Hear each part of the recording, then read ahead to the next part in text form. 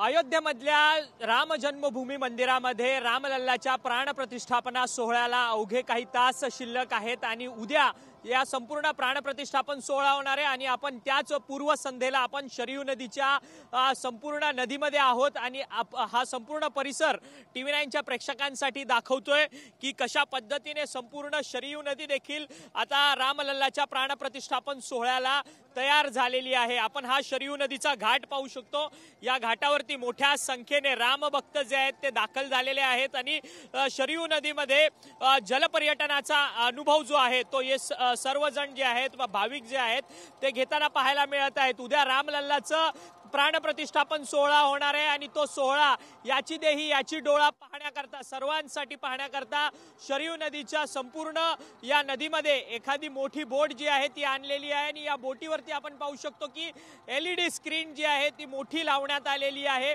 सर्वच राम भक्तांना आपल्या रामलल्लाचा प्राणप्रतिष्ठापन सोहळा हा पाहायचा आहे। जगभरातून देशभरातून हा सोहळा पाहण्याकरता सर्वच रामभक्त जे आहेत ते अयोध्या नगरीमध्ये दाखल झालेले आहेत। त्यामुळे हा सोहळा बघण्याकरता खरं तर हा संपूर्ण LED स्क्रीनची सोय जी आहे ती स्थानिक प्रशासनाकडून करण्यात आलेली आहे। जवळपास 40 ते 50 फुटांपर्यंत ही LED स्क्रीन जी आहे ती शरयू नदीमध्ये बोटामध्ये स्थापन करण्यात आलेली आहे आणि दुसरीकडे आपण पाहू शकतो की जलपर्यटन करण्याकरता काही पर्यटक देखील संपूर्ण आता या अयोध्या नगरीमध्ये दाखल झालेले आहेत आणि संपूर्ण अयोध्येचा घाट जो आहे तो संपूर्ण सुंदरपणे सजलेला आहे। सध्या आपण या जुन्या घाटावरती आहोत।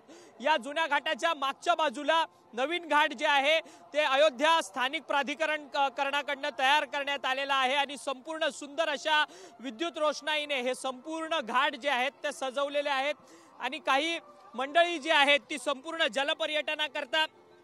जलपर्यटनाकरता मुंबईहून इथे दाखल झालेली आहेत। काही महिला मंडळी आहेत जे मुंबईवरून या संपूर्ण जलपर्यटनाकरता दाखल झालेले आहेत। आपण त्यांच्याशी बोलणार आहोत।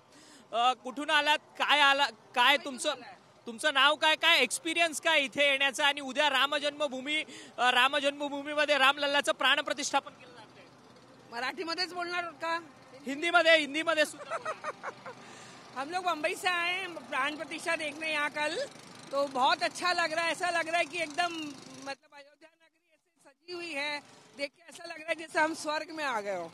और इतना सुंदर सब जगह मतलब पूरा राममय हो गई है पूरी नगरी और मोदी जी और योगी जी का इसमें बहुत बड़ा योगदान है। तो हम लोग को ऐसा लग रहा है हम इसके मतलब हम पार्टिसिपेट कर रहे हैं, यहाँ आए हैं तो हम भी धन्य हो गए उनके साथ साथ। खरं तर अजून काही महिला मंडळी आहेत आपण त्यांच्याशी बोलणार आहोत। कहाँ से आए हो, आपका नाम क्या है, कैसा लग रहा है? क्योंकि पूरा माहौल अभी राममय हो चुका है अयोध्या का, पूरे रास्ते अभी बंद हो चुके हैं बाहर से आने वाले लोगों के लिए। आप कब आए और कैसे आए? हम आज ही यहाँ पहुँचे हैं। यहाँ के इतना अच्छा लग रहा है, जैसे इनने बताया कि हमको योगी जी और मोदी जी ने इतना अच्छा काम किया है, हमको इतना अच्छा मौका दिया है कि हमारे ये जन्म में हमको ये देखने मिला है, हमको ये आशीर्वाद मिला है भगवान की तरफ से कि हमको ये आज देखने मिला है। शरयू माँ का एक अलग ये अनुभव है। शरयू नदी जो एक पवित्र मानी जाती है, गंगा नदी जैसी ही शरयू नदी की आरती होती है। अभी शरयू नदी पर आप सफर कर रहे हैं, क्या अनुभव है पूरा? बहुत अच्छा वाइब्रेशन है, बहुत पॉजिटिविटी लग रही है। यहाँ इतना कलरफुल है, सबको देख के बहुत अच्छा लग रहा है। यहाँ पर बहुत पीसफुल है यहाँ पर।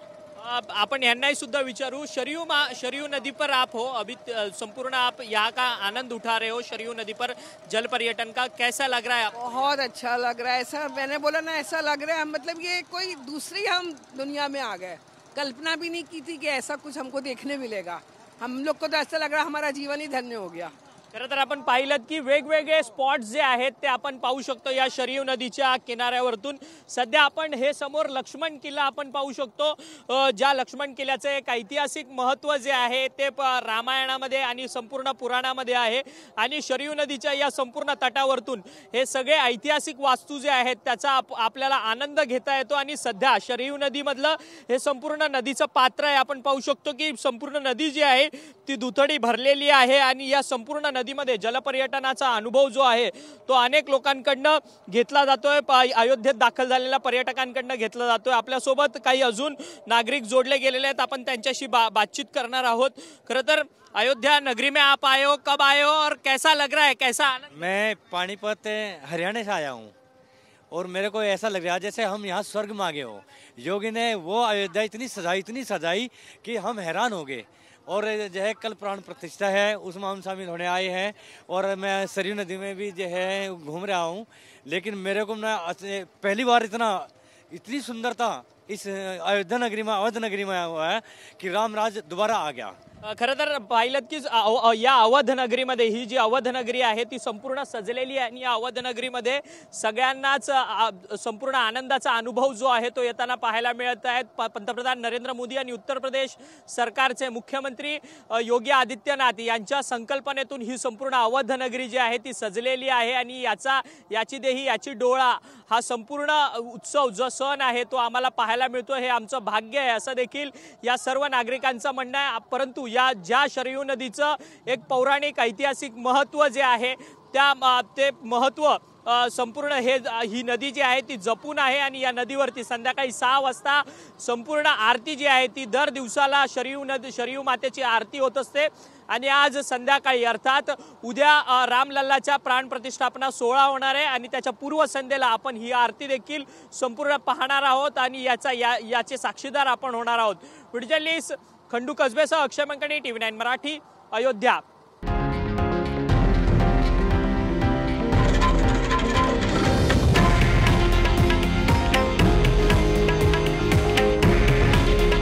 हे आहे देशातील नंबर 1 न्यूज नेटवर्क आणि आपण पाहत आहात TV9 मराठी। काळजी तुमची, हित महाराष्ट्राचं।